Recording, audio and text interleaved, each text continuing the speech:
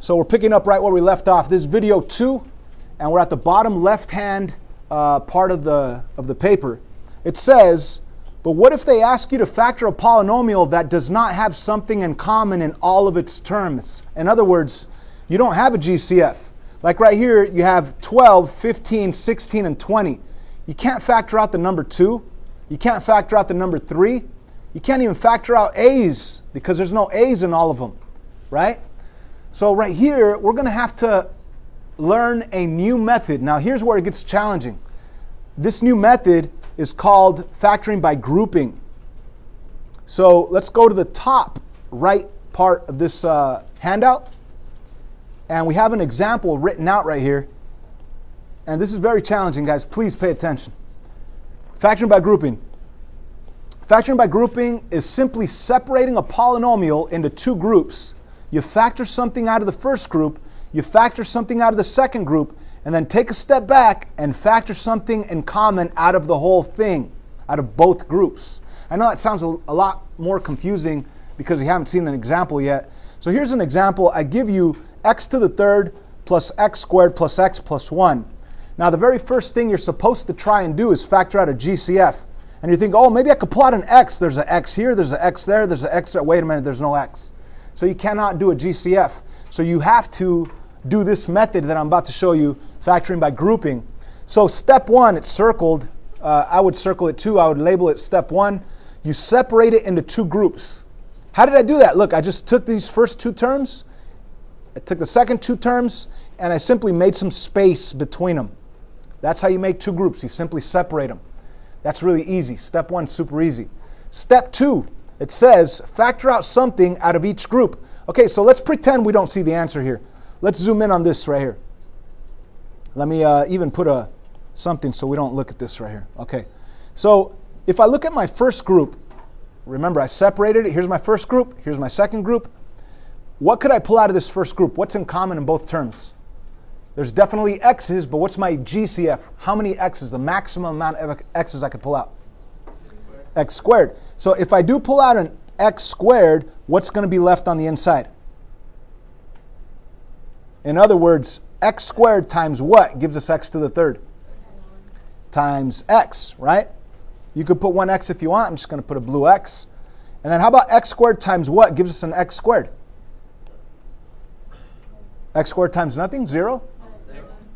Times 1 times positive 1, right? X squared times x is x to the third. X squared times 1 gives us x squared. How about the second group? Is there anything I could pull out? The answer is no. I have an x, I don't have an x. I don't have numbers. So when I'm stuck in this special situation, Paul, check this out before you go. When I'm stuck in this special situation, I need to factor out a 1. It's not even factoring really, but I'm going to pull out a 1 just for the sake of doing this method called factoring by grouping. So if I pull out a positive 1, what would I have left on the inside? Exactly that, x plus 1. It didn't change, obviously. Pull out a 1, nothing changes. But here's the third step. Step 3 is to take a step back and look at your first group, look at your second group, and see what's in common. What is in common in the first group and the second group? I did them both in blue so you could see. They both have the binomial x plus 1. So I'm going to take this x plus 1 and I'm going to take this x plus 1 and I'm going to pull them out of there. Okay, I'm going to pull out those x plus 1s.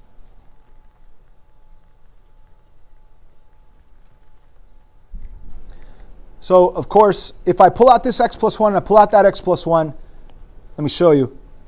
I'll have the parenthesis x plus 1 right here, and then I'd have some giant parentheses left over. So if I did pull out this x plus 1, what would be left on my first group? If I pulled out this x plus 1, what would be left? X squared. So I would actually have the x squared left over right there. Now if I did pull out this x plus 1 from here, what's going to be left? A plus 1. So this is the answer. Of course, the parentheses are exaggerated, so you could see that the x plus 1 is missing. So all you have to do now is write it with the correct sized parentheses, which is right here. And that's your answer. That's how you factor by grouping. Like I said, this is nothing easy. is something that students are challenged with. When you have 4 or more terms, when factoring by grouping is a good method to try. Okay, it doesn't always work, but of course on our homework it will. So let me do a couple more examples with you. Number 1, I have 4 terms. Do I have anything in common in all of the terms? No. So I need to jump to the next method. Okay, the first method we learned that we always need to try is the GCF. The second method is factoring by grouping. So let's make 2 groups. That's step 1. How do I make 2 groups, guys? Does it involve any math? No. What do? You just rewrite it with space between them. All right, so let's do 2 groups. Check it out. Here's my first group, x squared plus 4x. Here's my second group, positive x plus 4. I just put space between the first 2 terms and the second 2 terms. Are you with me? Yes, I'm with you. Okay. Now, look at your first group. What could you pull out of your first group? What's in common in these 2 terms? An x. So let's pull out an x. If I pull out an x, what will I have left over on the inside? Just x plus 4, right? Because x times x is x squared, x times 4 is 4x. Okay, so we factored the first group. Let's go to the second group. What could I pull out of the second group? Nothing. But because we're trying to do factoring by grouping, I'm going to forcefully pull out what? A 1, which doesn't change anything. So I'm going to forcefully pull out a positive 1, which doesn't change anything. So what's left on the inside? X plus 4, doesn't change anything. Now step 3 is you take a step back. Let me take a step back here and see what's in common in the first group and the second group and pull that out. So what's in common in the first group and the second group? The x plus 4. So I'm going to take this x plus 4 and this x plus 4, and I'm going to pull them out and put them right here in the front. And of course we have some giant parentheses here. I'm exaggerating the parentheses so you could see that there's just the x left over and there's just the 1 left over, right? Look, the x plus 4 is missing here and the x plus 4 is missing there. So this is a correct factored form answer, but you want to write it with the correct size parentheses. So your final answer is x plus 4 in parentheses and then x plus 1 in parentheses. What do you think? Let's try example number 2. This one's fun because we have 2 different types of variables. So step 1 on factoring by grouping, what do? Step 1. Space them out. First group, second group. So there it is. I have my first group, my second group, and there's definitely space between them. Okay, second step. You factor from your first group, factor from your second group. So let's take a look at this first group. What could I pull out? What's the GCF on these 2 terms?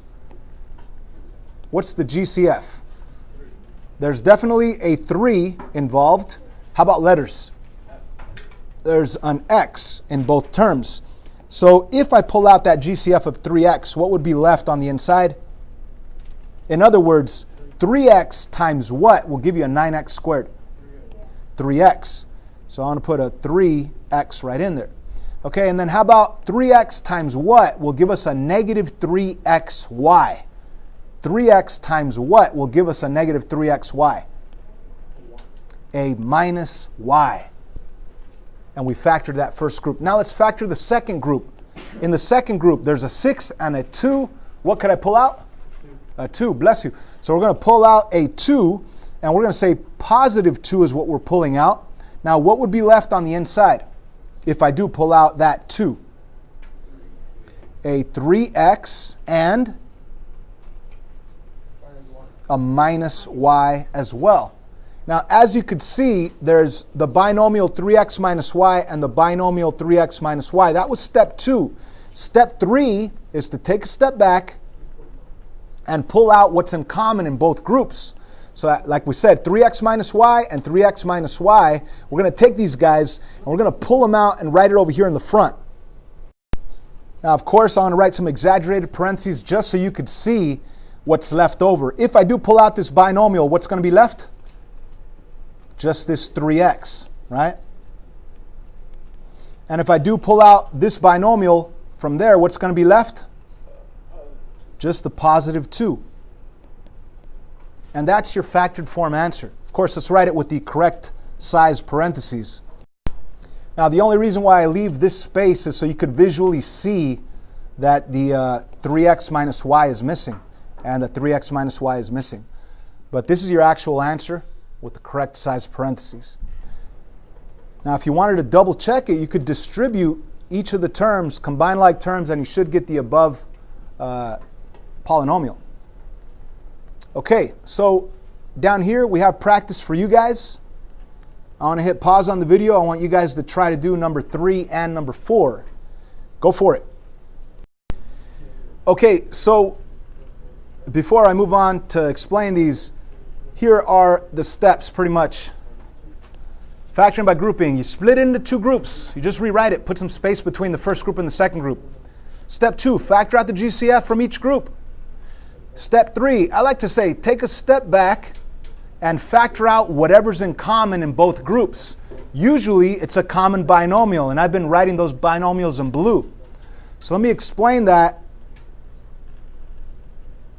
on number 3 right here. So step 1 is to split it into 2 groups. That's step 1. That's the easiest thing in the world. You just rewrite it and you put some space right between it. Now, take a look at your first group. This is your second group. Take a look at your first group and see what you could pull out. What's your GCF? Well, there's a 2, the multiple of 2 in both terms, and there's x's in both. So your GCF is 2x. So pull out a 2x, put parentheses, and write what's going to be left on the inside. So what's left on the inside? X minus 2. Perfect. Now look at your other one and notice there's nothing to pull out, but because we're trying to do factoring by grouping, I'm going to forcefully pull out a 1 that's not even going to change anything. So I am going to pull out a positive 1, and of course it's still going to be an x minus 2 on the inside because pulling out a 1 doesn't change anything.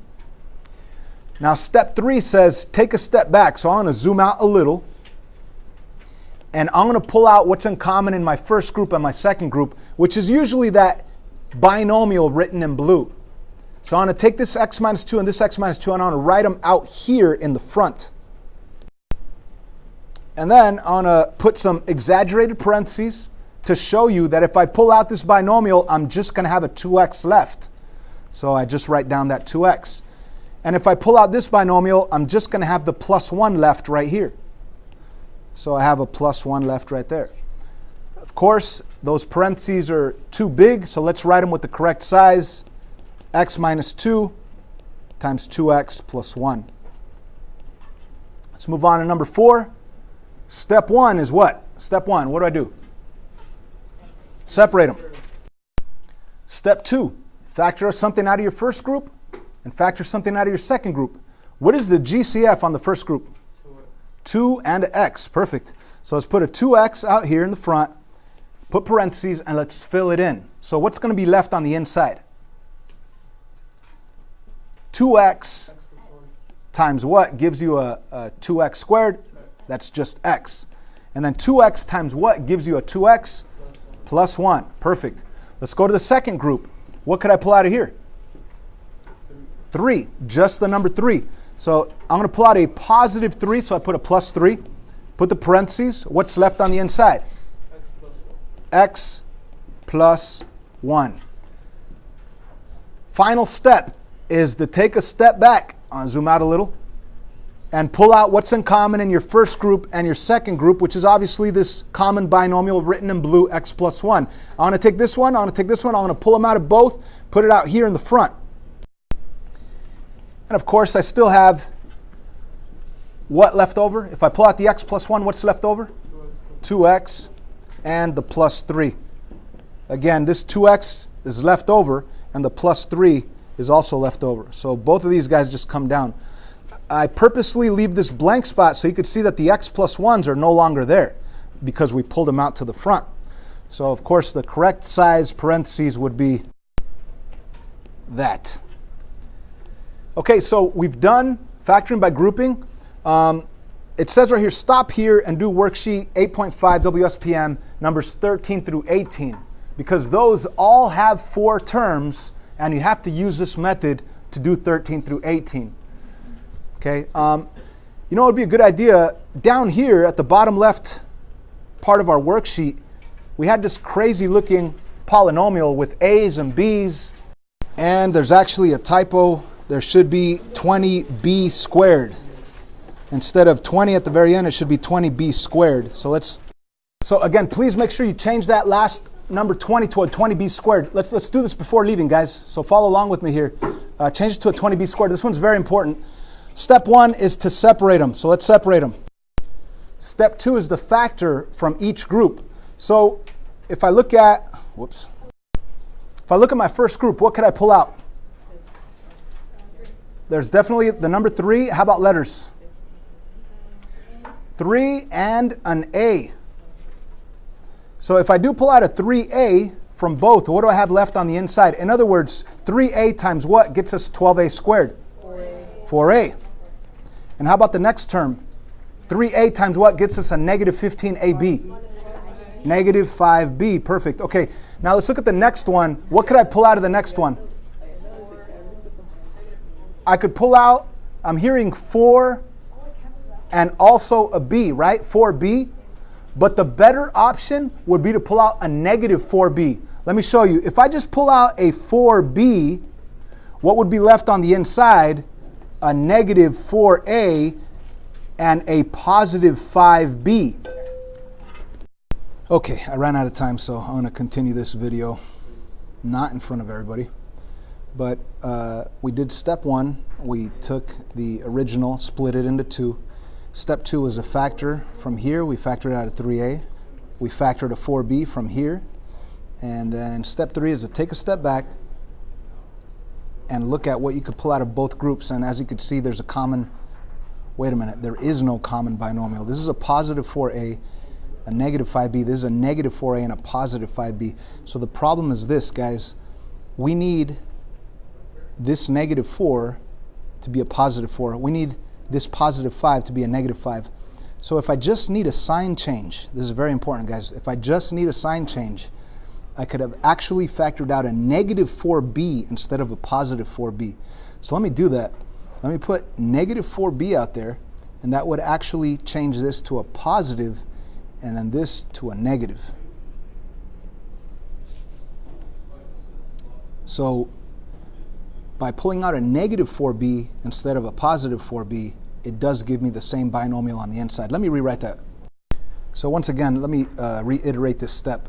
If I look at the original, negative 16AB plus 20B squared, if I pull out a negative 4B instead, negative 4B times what will get us that negative 16AB?